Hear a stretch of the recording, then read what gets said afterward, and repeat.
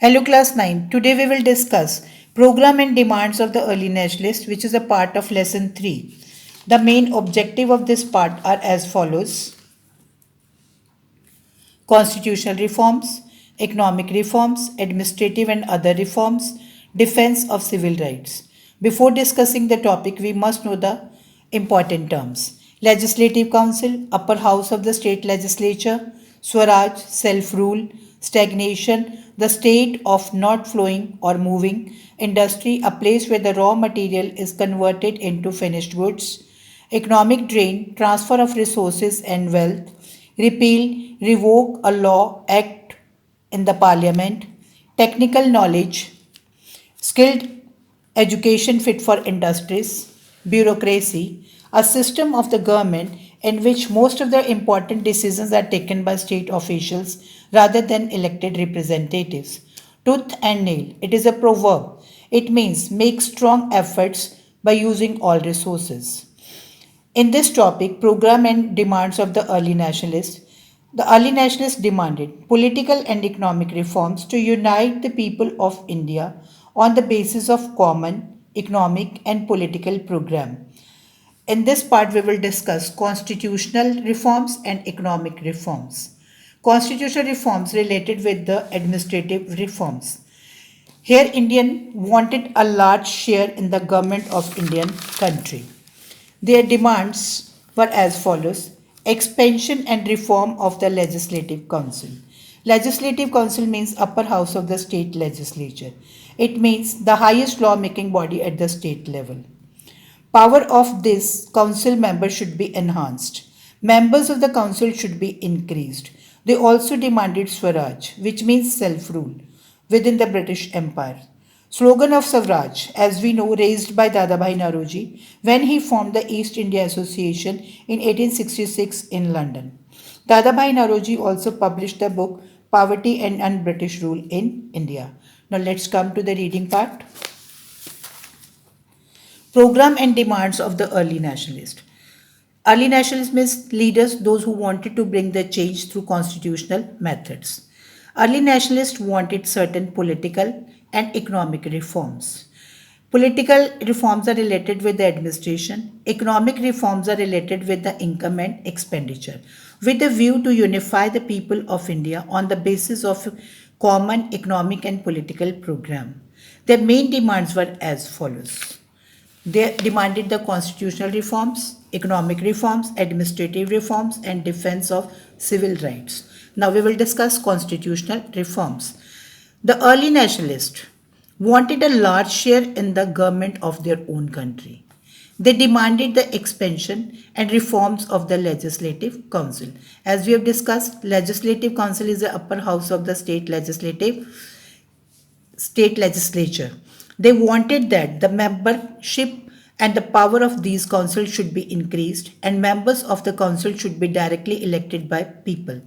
Later on, they put forward the claim of Swaraj. Swaraj means self rule or self government within the British Empire. As we know, the slogan of Swaraj was raised by Dadabhai Naoroji when he formed the East India Association in London.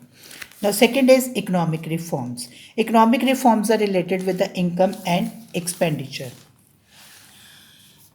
Economic reform. For economic reforms, the early nationalists demanded a reduction in the land revenue, rapid development of the modern industries, changes in the existing pattern of taxation and expenditure. Taxation means collecting money by imposing tax. Expenditure means action of spending funds and money. Abolition of salt tax, reduction on the expenditure on the army. Early nationalists believed that saved money should be spent for the welfare of Indians. They also wanted to stop the economic drain. Now let's come to the reading point. Economic reforms.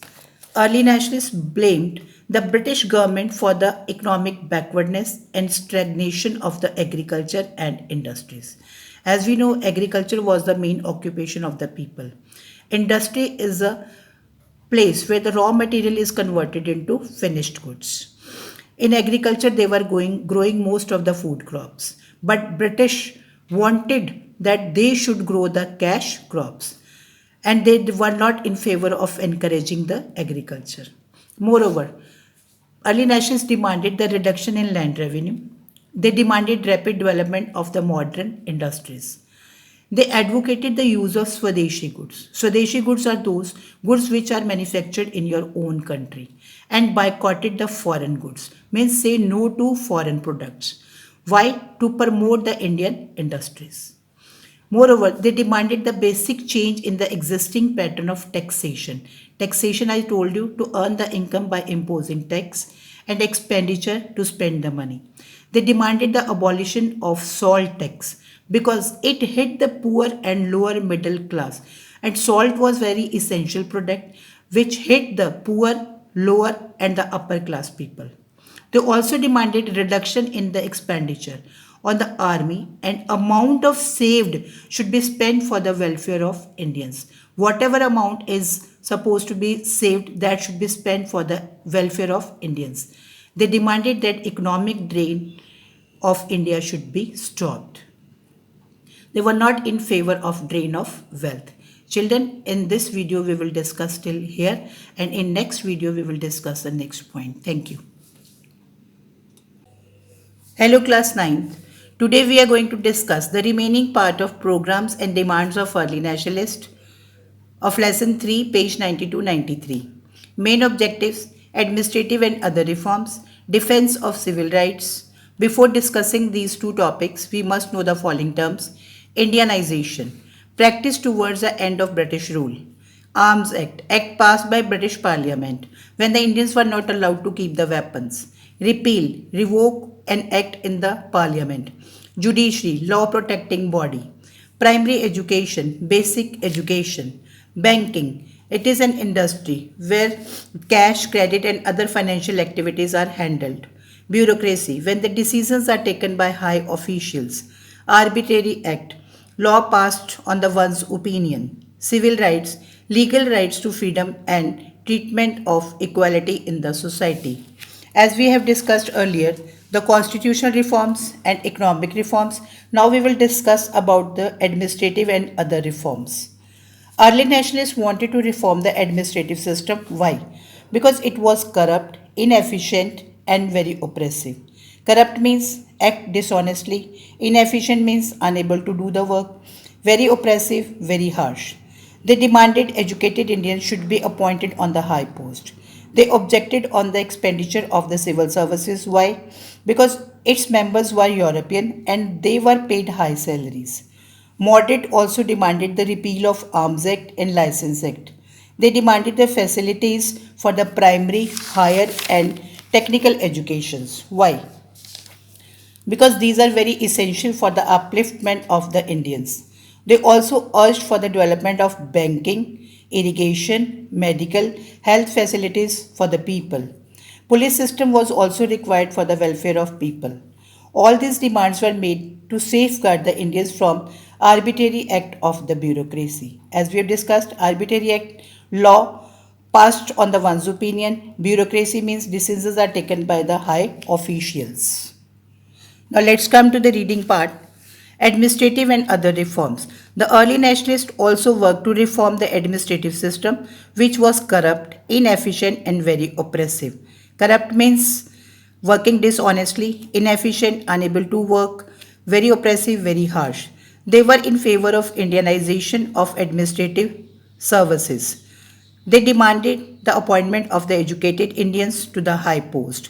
Their demands were simple because they wanted to bring the educated Indians on the high post.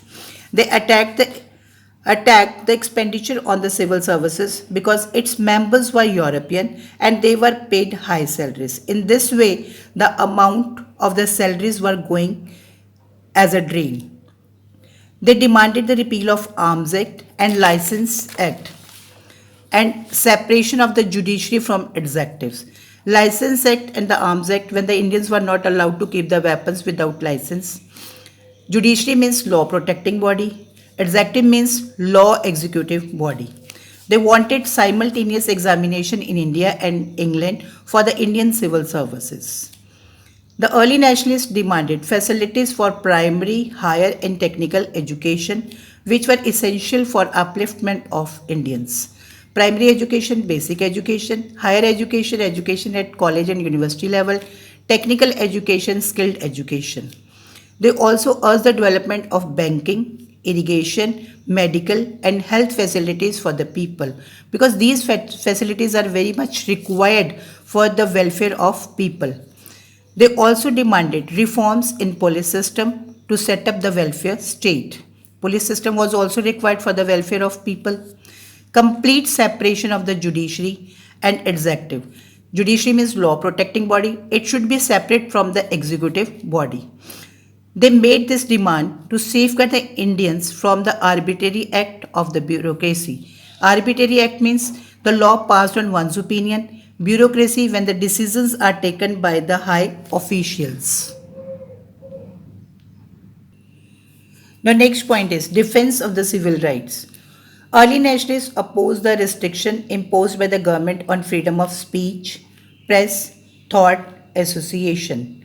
Speech means they should be given the right for speech, press so that they can publish their ideas, thoughts, they can think about the freedom of India, association, they could work or frame the association for joint purpose. In fact, these freedoms like the freedom of speech, freedom of press, freedom of thoughts and association became the integral part of Indian national movement. In short, we can say demands of the early nationalists were quite simple. They were practical reformers who wanted to win freedom step by step.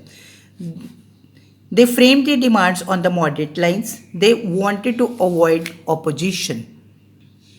Now let's come to the reading part. Defense of civil rights. The early nationalists opposed tooth and nail the restrictions imposed by the government on the freedom of speech, press, thought, and association. As I discussed, association means organization formed for the joint purpose. In fact, the struggle for these freedoms became the integral part. Integral means very important part of the national movement from the very beginning. In the 1897, Tilak and many other leaders were arrested and tried to making the provocative speeches.